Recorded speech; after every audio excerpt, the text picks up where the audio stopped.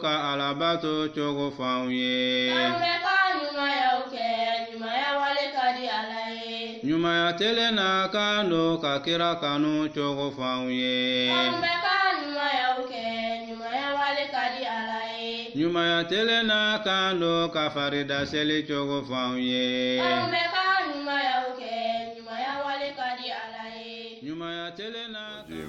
بسم الله الرحمن الرحيم إن الحمد لله نحمده ونستعينه ونستغفره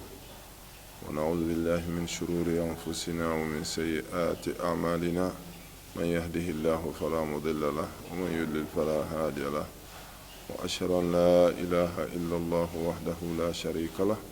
وأشهد أن محمدا عبده ورسوله يا أيها الذين آمنوا اتقوا الله حق تقاته ولا تموتن إلا وأنتم مسلمون يا أيها الناس اتقوا ربكم الذي خلقكم من نفس واحدة وخلق منها زوجها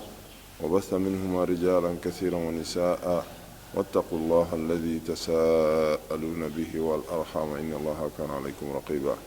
يا أيها الذين آمنوا اتقوا الله وقولوا قولا سديدا يصلح لكم أعمالكم ويغفر لكم ذنوبكم ومن يطع الله ورسوله فقد فاز فوزا عظيما أما بعد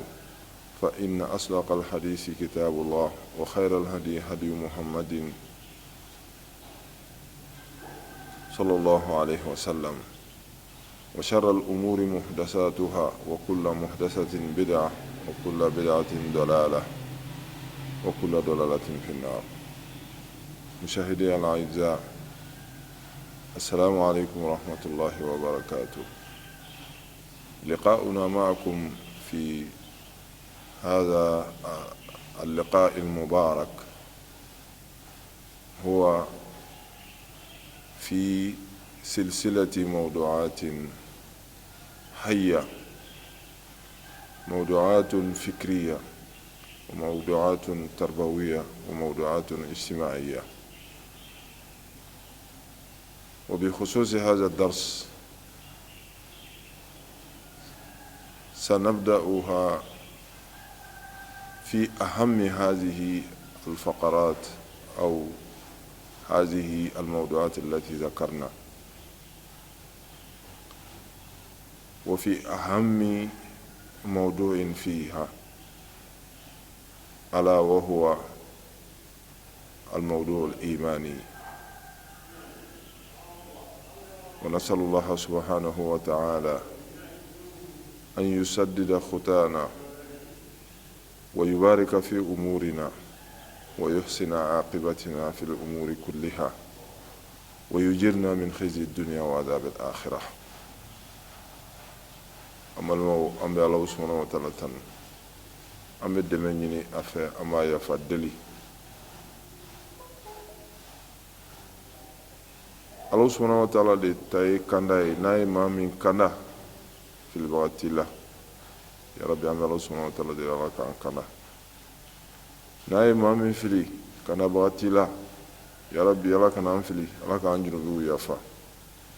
An bɛ seereya k'a fɔ batuman si tɛ tiɲɛ sira fɛ fo n'a kɛra kelen ye. An bɛ seereya k'a fɔ an kuntigi Muhammad sallallahu alaihi wa sallam ala ka jɔn don, a ka ciden don. An bɛ ala deli ala ka kisi nɛɛma caya kan n'a sodundu a n'a jɛɲɔgɔn ani silamɛ ɲuman bɛɛ lajɛlen fo ka taa se alikiyama don ma. An balimaw, kumaw lasɔn hɛrɛma ye ala subhanahu wa ta'ala kumakan ye ni ala ye mɔgɔ min kunna di. Baaraw la juguman o de ye bidiya ko ye diinɛ kɔnɔ, k'i kɛ silamɛ ye. Don o don ko kura dɔ b'i bolo ko nin fana ka ɲi i yɛrɛ ka fɛn dilannenw na i hakili la, walima maa k'a don i kɔrɔ ka sɔrɔ dalilu t'a la. An balimaw, nin ye kojuguw la belebeleba ye diinɛ kɔnɔ. Nin ye diinɛ sangara ye, wa fɛn bɛɛ sangara man ɲi. Ka d'a kan ko kura bɛɛ lajɛlen de ye fili alakira ko ten sallallahu alaihi wa sallam. Wa siga dun t'a la, fili kɔni sara foyi t'a la ni janimɛ tasuma tɛ ala k'an kisi a ma. An balimaw, an ka nin walada min filɛ, nin walada a bɛ jate k'a fɔ hakilila kunun de don, labilasiraliw de don. Sabu diinɛ waladaw tilalen don ka taa tilayɔrɔ 2. tilayɔrɔ 1 olu bɛ hakili de la kunun, ka hakiliw bilasira min bɛ se k'a to hakili bɛ jagabɔ.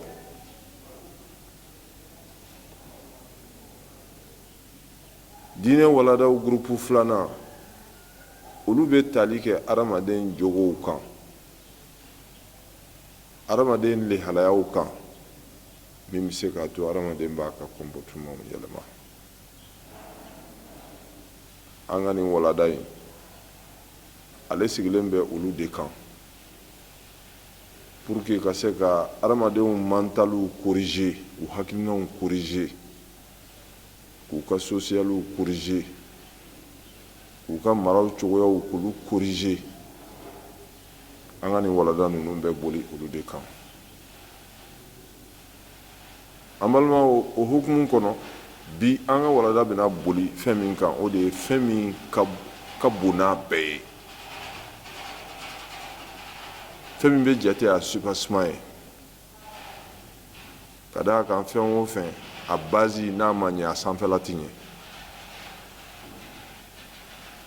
a bɛ komi bana n'a bɛ adamaden na,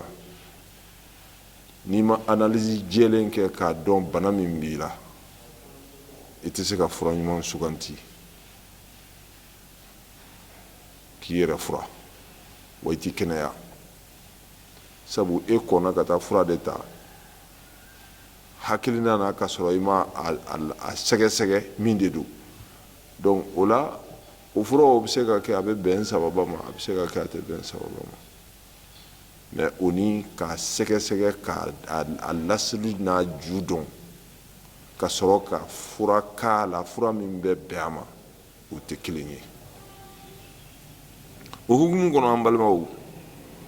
anw bɛ ɲɛnamaya min kɔnɔ bi, a bɛ fɔ o de ma ko aljahiliyatul muasira. alakira sallallahu alaihi wasallam yana kana wagati min tun bɛ yen, a tun bɛ fɔ o ma ko al-asrul jahili,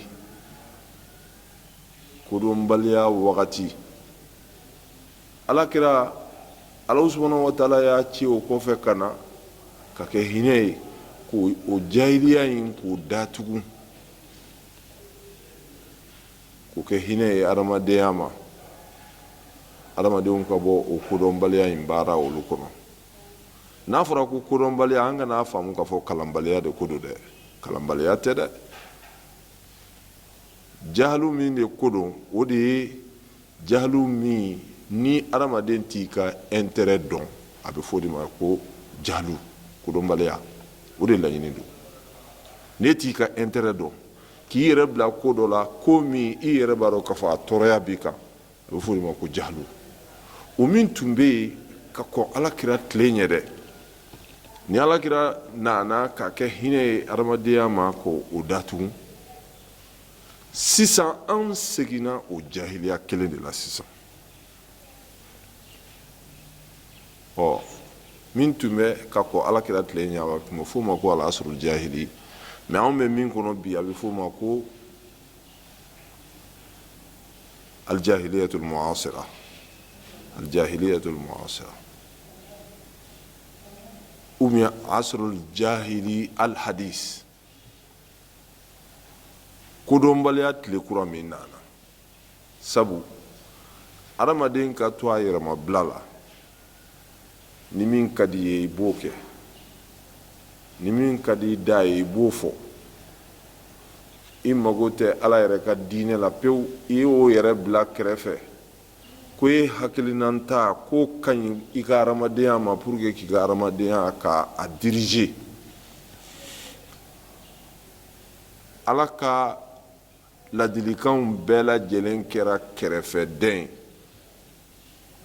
maa minnu b'olu baara kɛ k'olu bɛɛ lajɛlen kɛ kɛrɛfɛdɛn, bali ka olu hakilinaw olu sabote, bali k'o taabolo olu sabote, ka tila k'olu fana kɛlɛ an balimaw siga foyi t'a la a bɛ fɔ nin ma ko alijahal aw safa n'an bɛ se k'a faamu anw yɛrɛ ka termu na a bɛ fɔ min ma ko amalidɛmiya an b'o de tile kɔnɔ bi o de kosɔn anw bɛ gɛlɛya min kɔnɔ bi n'i y'a fɛn fɛn sababuya ɲini i t'a sɔrɔ dɛ a bɛɛ lajɛlen sababuya bɛ yan nɔ de nin yɔrɔ kelen nin bana kelen adamadenw kɔnɔna filila sa u ka fangaw mara cogo la adamadenw yɛrɛ kɔnɔna filila sa u ka ɲɛmɔgɔw sugantili la adamadenw yɛrɛ kɔnɔna filila sa u ka balow sɔrɔ cogo la basigi tɛ duw kɔnɔ a tɛ kindaw la bal a tɛ jamanaw kɔnɔ dunkafa yɛrɛ fana tɛ yen kalan yɛrɛ fana a nafa kɔni dɔɔnin tɛ kɛnɛ kan an balimaw mun de ye nin bɛɛ lajɛlen sababu ye et pourtant Ala subhanahu wa taala ye nin bɛɛ fura fɔ an ɲɛna k'a fura kɛ fɛn kelen pe ye fɛn kelen pe ɲɛmɛ nin bana suguya in bɛɛ la dɛ l'insécurité n'o ye basigibaliya ye ani éducation tiɲɛni n'o ye mara tiɲɛni ye ani balo gɛlɛya sɔrɔli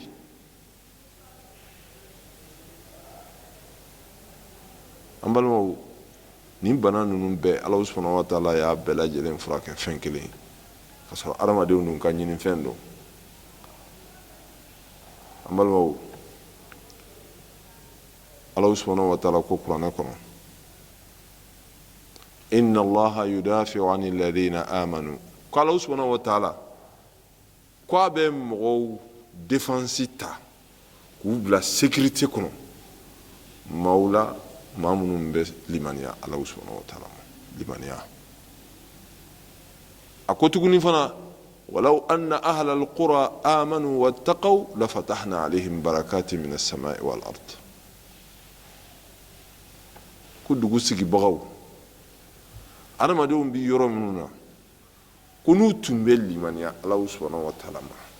ka sɔn Ala la ko Ala subhanahu wa taala tun bɛ garijɛgɛ dayɛlɛ garijɛgɛ min bɛ bɔ san na ka na n'o ye ji ye garijɛgɛ min bɛ bɔ dugukolo la ka yɛlɛ n'o ye balo ye Ala subhanahu wa taala tun bɛ nin bɛɛ jigi ka barika don o la ka kɛ barika ye Ala subhanahu wa taala dun mana barika don fɛn o fɛn na kaban o banna koyi n'a ye barika don i ka sɔrɔ la i bɛ wasa n'a ye barika don i den na i bɛ wasa n'a ye barika don e yɛrɛbakun na a banna i m'a ye n'an ye den sɔrɔ an bɛ dugawu min kɛ alakira sallallahu alaihi wasallam ni den tun sɔrɔla a bɛ dugawu min kɛ o de ye barika ye o dugawu fila tɛ dɛ ni furu bi kɛ alakira sallallahu alaihi wasallam a tun bɛ dugawu min kɛ barika don o bɛɛ lajɛlen sirilen bɛ fɛn min na ko silamɛya de don wa silamɛya o remède fɔlɔ a base o de ye limaniya ye wa limaniya hɛrɛ tɛ dan yan dɔrɔn ma dɛ a hɛrɛ bɛ hali lahara Ala subhanahu wa taala ko inna alladhina amanu wa amilu salihati kanat lahum jannatul firdausi nuzula ko maa minnu limaniyana o limaniya min b'u la haqiqatan u ye baara ɲuman kɛ n'a ye k'olu kɔni olu sara ye jannatul firdausi de ye sara tɛ min ka di ka tɛmɛ o kan dɛ mɛ i t'a sɔrɔ ni nin tɛ dɛ yarabi an bɛ Ala subhanahu wa taala deli Ala k'an garijɛgɛ don jannatul firdausi la Ala k'an laban ɲɛ o la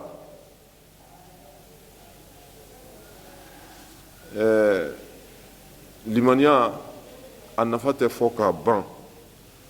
o de la Ala subhanahu wa taala a kumakan kuranɛ kɔnɔ toujours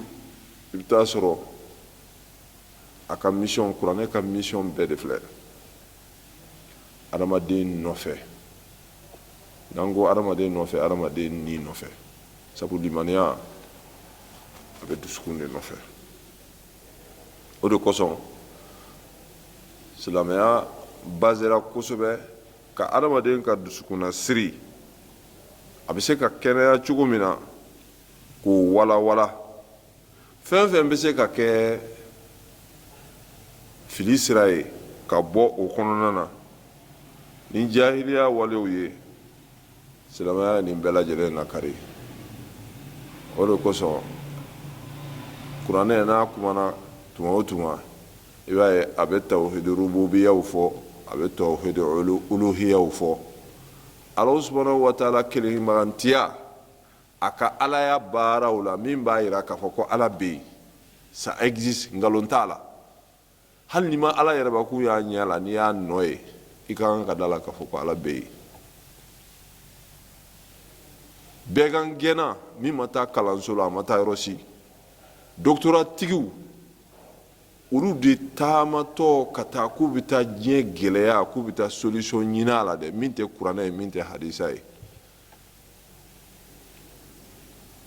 u bilala pan na ka bagangɛra de tɛmɛntɔ sɔrɔ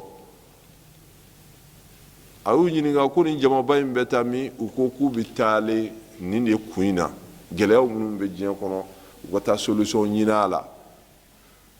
solution min tɛ kuranɛ ye ala kumakan tɛ hadisa tɛ baganko ko aw bɛ nin nafoloba in bɛɛ tiɲɛna nin de kun kama ko awɔ ko an bɛ fɛ k'a dɔn ko in a dilanbaga ye jɔn ye a dilanbaga ye jɔn ye est-ce que ala yɛrɛ bɛ yen wa ni dalu bɛ se ka sɔrɔ min b'a jira k'a fɔ ko ala bɛ yen min tɛ kuranɛ kumakan ye min tɛ hadisa ye bamankɛnaw ko ko o kɔni o tɛ ko gɛlɛman yɛrɛ ye aw bɛ nin sɛgɛnba in bɛɛ kɛ o kun kama munna a ko ne ka baganw filɛ nin ye u bɛɛ kan ka taale kunfɔlɔw tɛmɛna kɔni aw m'u ye mais ne nin dɔw fana filɛ nin ye a ko u ma ko a y'aw kunbiri dugu ma aw k'a lajɛ ko nin bagan ninnu sennɔ ninnu kelenw don wa ko ayi ko kelenw tɛ ko min sen belebeleba in filɛ nin ye o ye jumɛn ye ko o ye misi ye min sen misɛnman filɛ nin ye k'o ye jumɛn ye ko o ye saga ye walima o ye ba ye k'aw dun y'o dɔn cogo di k'u y'a dɔn ni a sennɔ ye k'a ma ban wa ko n'i y'i yɛrɛbakun lajɛ ko i b'a dɔn ko ala bɛ yen koyi n'i ye sankaba lajɛ i b'a dɔn k'a fɔ ko ala bɛ yen e bɛ dugukolo min kan ka taama dɛ n'i y'o lajɛ i b'a dɔn k'a fɔ ko ala bɛ yen nin ye Alahu subhanahu wa ta'ala kumakan ye o nin ye Alahu subhanahu wa ta'ala kumakan ye mais a y'a yira u la hakili sira fɛ ale ma taa kalanso la a filɛ ka doctoratigiw ni karamɔgɔbaw de bilasira minnu ko k'u bɛ fɛ ka solution sɔrɔ min b'a jira k'a fɔ ko ala bɛ yen min tɛ kuranɛ kumakan ye min tɛ hadisa ye an balimaw kuranɛ nana de pour que ka adamaden bɔ ninnu fili ninnu kɔnɔ ani n'a y'a sɔrɔ adamaden ka kan ka kololi batoli la je dis très bien bateau la kololi min n'a bɛ kɛ bateau ye o kololi ni a ka kan ka kɛ ala kelen pe de ye ani fɛn man ka jɛ kuranɛ na kun ye pour que ka se ka nin fana jira an na bali an bɛ se k'a fɔ ko nin yɛrɛ de y'a kun belebele yɛrɛ fɔlɔ ye tɔ ninnu bɛ na o kɔfɛ de cidenw cira ninnu nin de kama sankolo danna nin de kama dugukolo danna nin de kama adamaden bɛ se ka kolo ala ye bato la cogo min na a kelen awɔ sankolo danna nin de kama a ma dan dɔwɛrɛ kama dɛ ni maa min y'o fɔ o ye fili ye dɛ sankolo danna de ala ka dantanfɛnw minnu bɛ yen adamaden kɛrɛnkɛrɛnnenya na i ka kolo ala ye bato la k'a ka kelenbaganciya sɛmɛnciya bato la a kana nin fɛn fara ɲɔgɔn kan pewu diɲɛ dankun filɛ wa ala yɛrɛ de ye diɲɛ dilan wa ale de yɛrɛ fana ye nin kun fɔ wa ma khalaqtul jinna wal insa illa liya'budun ne ma jinɛ ni adamaden dan foyi kama fo kan bato o bato in kɔrɔ tɛ dɔwɛrɛ ye yɛrɛmajigi ni yɛrɛmakolo o min n'o man ka kɛ fɛn wɛrɛ ye ni ala tɛ dɛ diɲɛ dankun filɛ ne taara o kɛ kulu ye walima i taara o kɛ ji ye walima i taara o kɛ jiri ye walima i taara o kɛ adamaden ye walima i taara o kɛ dolo ye walima i taara o kɛ mɛlɛkɛ ye walima i taara o kɛ jinɛ ye i ye dan sago dɛ sabu i danna kun min kama i m'a kɛ ten nka ni adamaden limaniya banna o de bɛ adamaden se nin bɛɛ ma i b'a ye a bɛ taa mɔgɔ wɛrɛ fɛ k'o bila ala ya pilasi la a bɛ taa yiri ma k'o bila ala ya pilasi la a bɛ taa kulu ma k'o bila ala ya pilasi la bali a bɛ taa hali daba ma k'o bila ala ya pilasi la ko k'ale mago dɔ dilan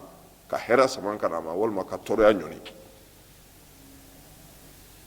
limaniya banni walima limaniya dɛsɛ adamaden dusukun na dɛ o de bɛ na ni o ye walada in bɛ yɔrɔ jumɛn bi o de ye limaniya o an bɛ se k'o sɔrɔ cogo di walima n'a bɛ an na an bɛ se k'a sabati cogo di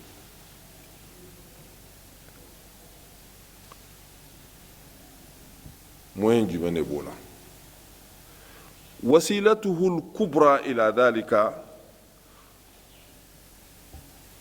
ala ka moyen belebeleba kuranɛ sira fɛ pour que ka limaniya sabati adamaden dusukun na hiya tazkir o de ye hakilijigi ye parce que an bɛɛ de ye silamɛ ye mais ni hakili jiginna ni limaniya baaraw ye ni limaniya kow ye dɔ bɛ fara i ka limaniya kan tuma bɛɛ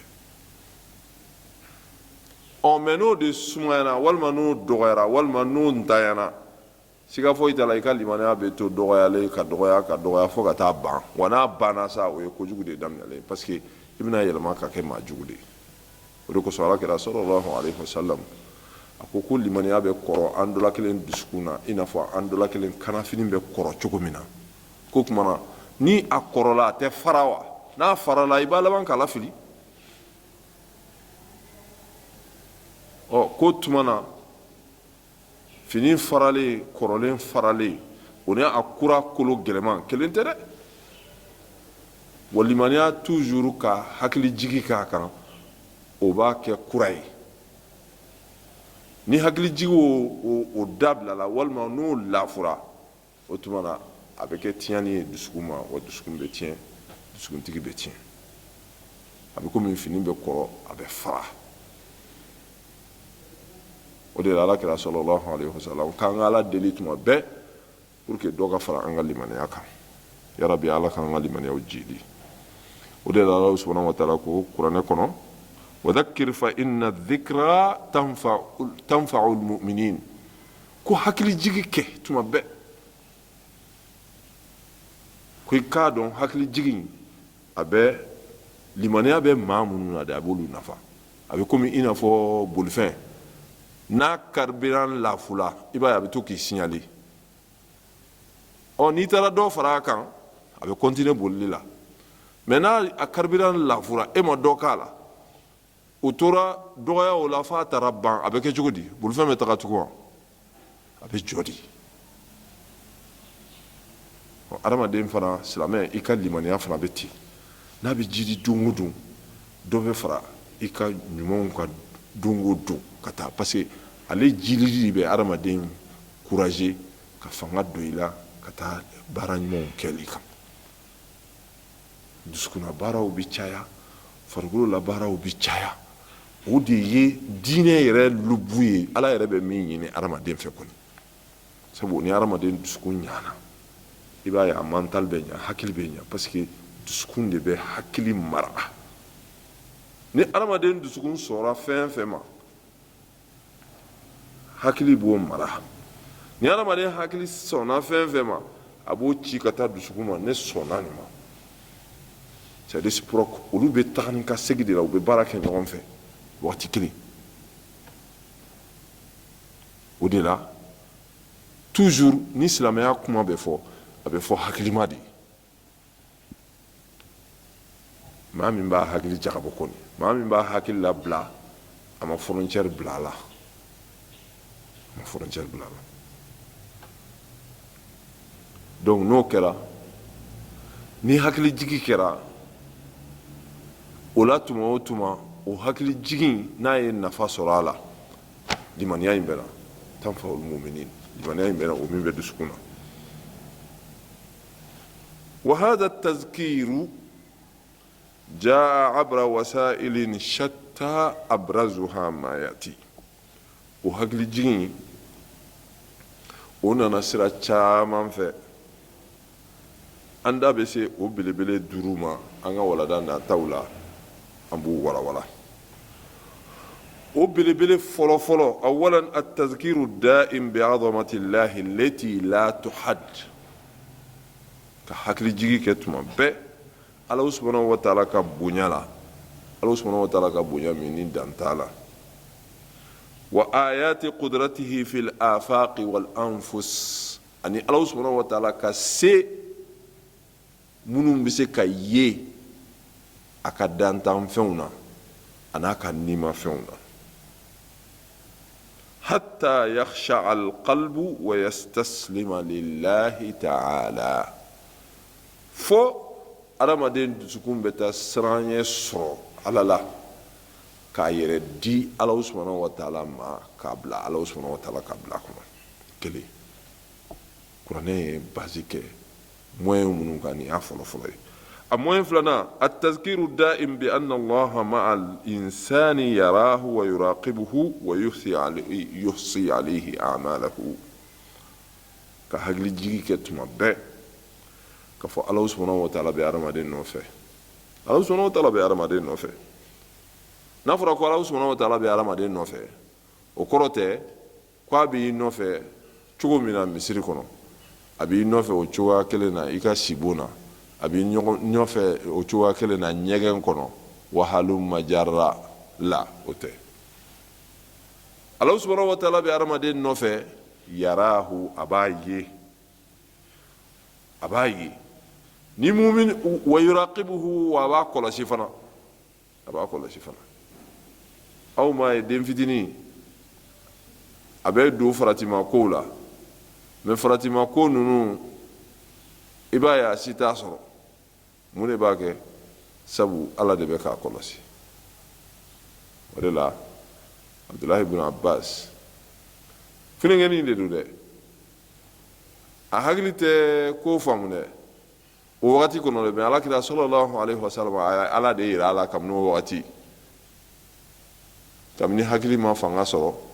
fo hakili bɛna fanga sɔrɔ kuma in bɛ ka fɔ a ye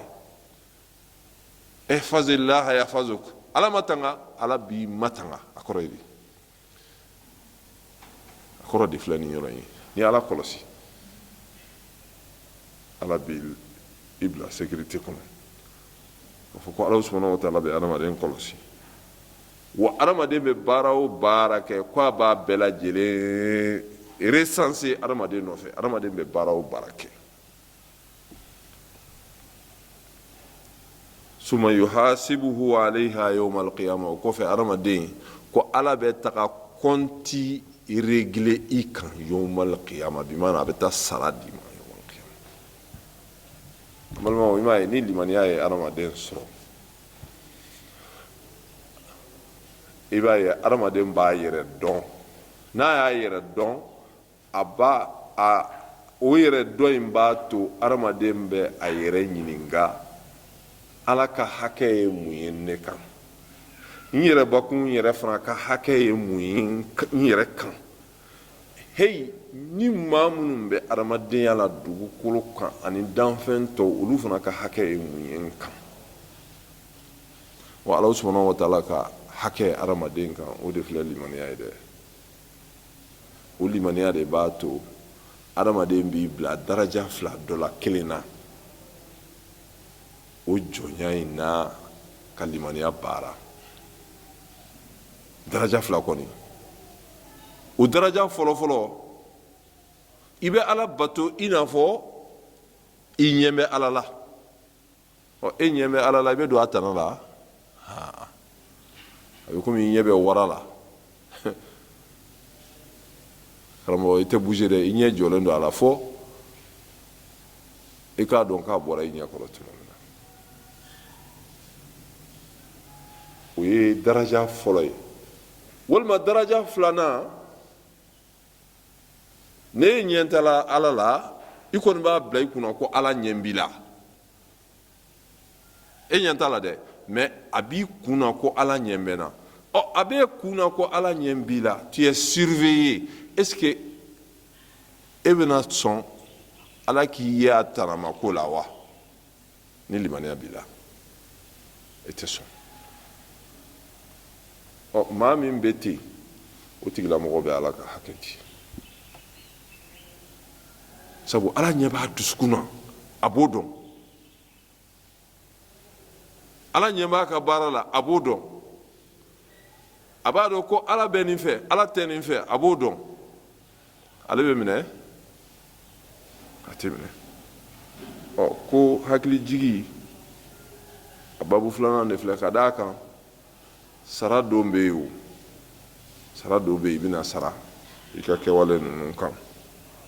hatta tusbiha taqwa Allahi juz'an la yatajazza'u min mashaa'ir al-qalb fo Ala ɲɛsiranya min bɛ sɔrɔ ni hakili jigi na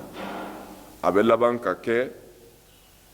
a dusukun ka parti ye min o tɛ se ka tigɛ ka bɔ a ka ɲɛnamaya la pewu warakizatan thabitatan fi dɔmiri bali a bɛ k'a danbe yɛrɛ ye a ka danbe sindilan ye parce que adamaden bɛ lamɔ ni sira fila ye sira fɔlɔ o ye limaniya ye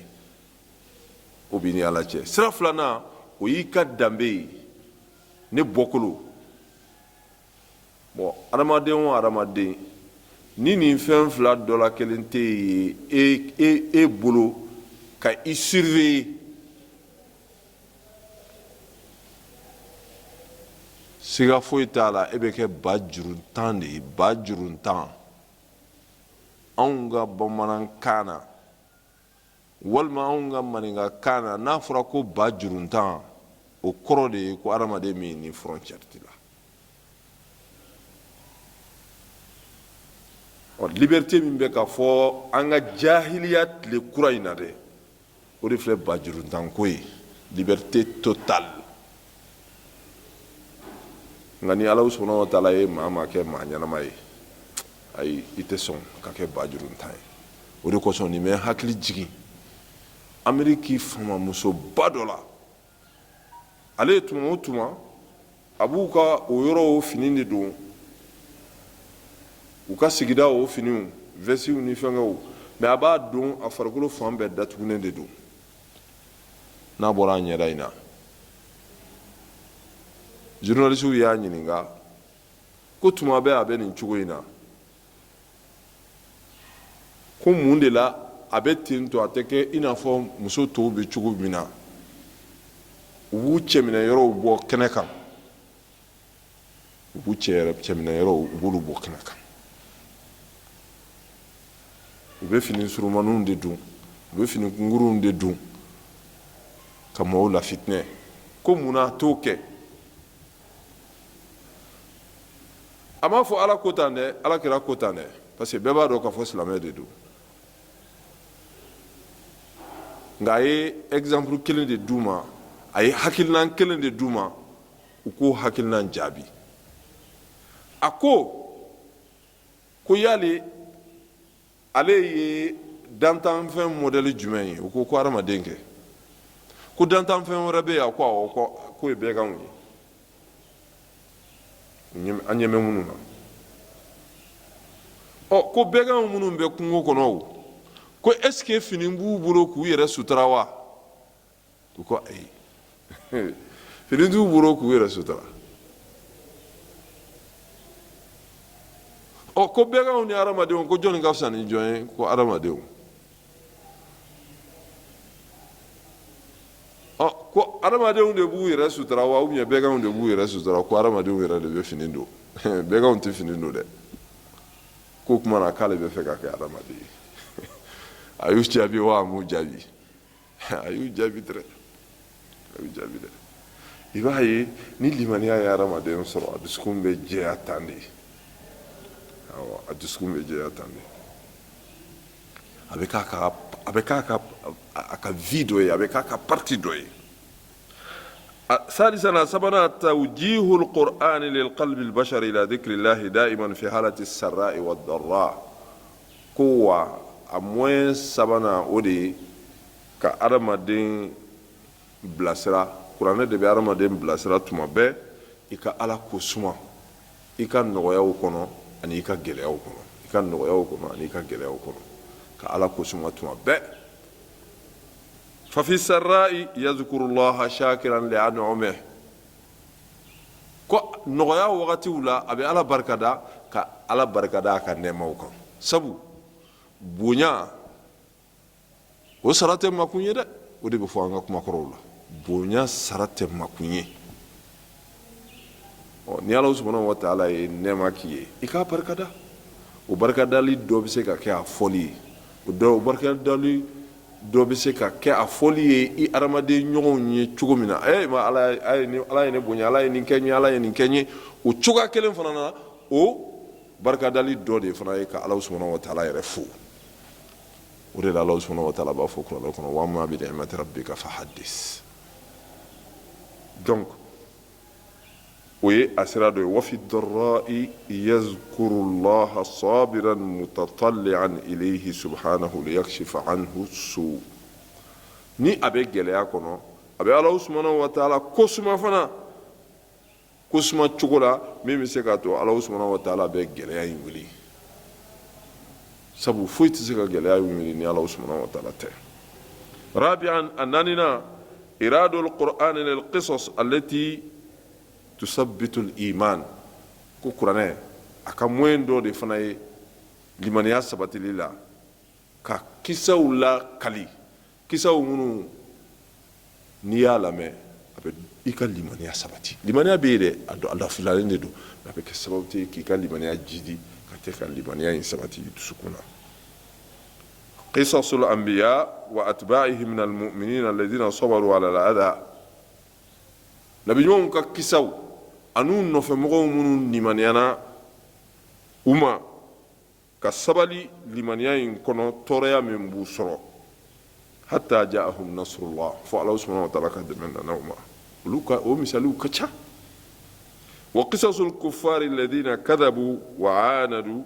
hatta dammara allahu alayhim bi kufrihim ani kafiriw fana kafiribaw ka kisaw an'u nɔfɛmɔgɔw fo ala subhanahu wa ta'ala a nana u halaki ka da u ka kafiriya kan wa suwaran kariha munaffira lil kafirina wa sifatihim ani lihalaya dɔw lihalaya minnu ni o bɛ adamaden ka ɲɛla yeli yɛrɛ i b'a kɔn kafiriw lihalaya la an'u ka mankutuw na wa ma yanaluhum min al-adabi yawm al-qiyama an'u bɛ sara min sɔrɔ alikiyama do lajaba la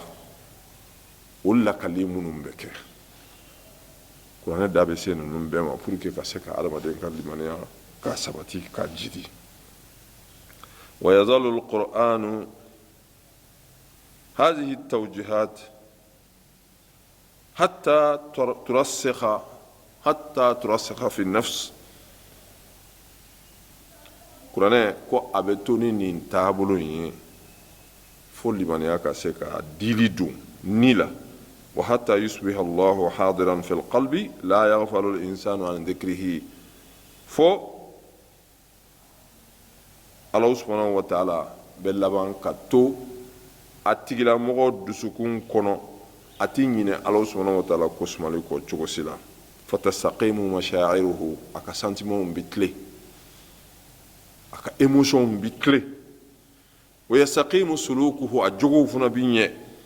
wa yusbih abdan rabbaniyan muqarriban ila allahi في الدنيا والآخرة مقربا إلى الله في الدنيا والآخرة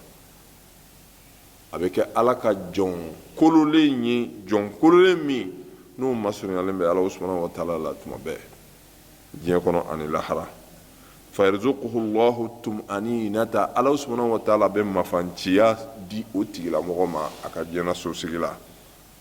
wa sa'adata fi dunya be kunadiya fana diya ma diɲɛ kɔnɔ yan ويمنحه في الآخرة جنته ورضوانه والكما دو الله سبحانه وتعالى بدو أكا أبادو أكا أرجينا كنو كتلاكا جين أما كتلاكا جياما ودي نما ولا بالباي يا ربي الله كان بلا جلين نقيا أني ni Allah subhanahu wa ta'ala ye wakati wɛrɛ yirana an fɛnɛ ka limaniya donda siraw limaniya moyen siraw ni kuranɛ yi banban o belebelebaw minnu kan n'an ye duuru fɔ a la nin an da bɛna se ninnu bɛɛ lajɛlen kelen kelen n'aw ma ka walawala Allah subhanahu wa ta'ala kumakanw na minnu dɔw nana kuranɛ kɔnɔ inshallah o bɛ k'an ka walada wɛrɛ sigila ye yan'o cɛ an bɛ Allah subhanahu wa ta'ala deli ala k'an ka limaniyaw jidi ala k'an ka limaniyaw jidi ala k'an ka limaniyaw jidi ala k'an dusukun sabati ala k'an dusukun sabati ala k'an dusukun sabati اللهم أحسن عاقبتنا في الأمور كلها واجرنا من خزي الدنيا وعذاب الآخرة اللهم إنا نسألك الهدى والتقى والعفاف والغنى سبحانك اللهم وبحمدك أشهد أن لا إله إلا أنت أستغفرك وأتوب إليك وآخر دعوانا أن الحمد لله رب العالمين جزاك الله خيرا لمن كرم خيرا جزاك الله خيرا لك وزار من جامانا يوم يتبسيك بو خيرا لمن كرم يوم يتبسيك خيرا لمن كرم